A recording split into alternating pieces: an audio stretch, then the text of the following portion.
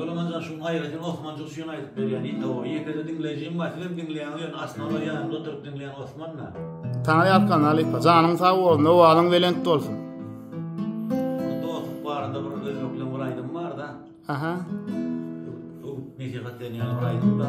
Şonu aýdyp berin. Aýdyp bolmaz asla ýaşlygy. Dostlarımız bolsun şatlykda. Ol hakyky wujdanıma. Dost bolmagan dostun baýlygy. Ol hakyky wujdanıma. Dost bolmagan dostun baýlygy. Hakikaten nalası bar hakik Baylığa girmemin nokta var Garip olup yaşamın diyem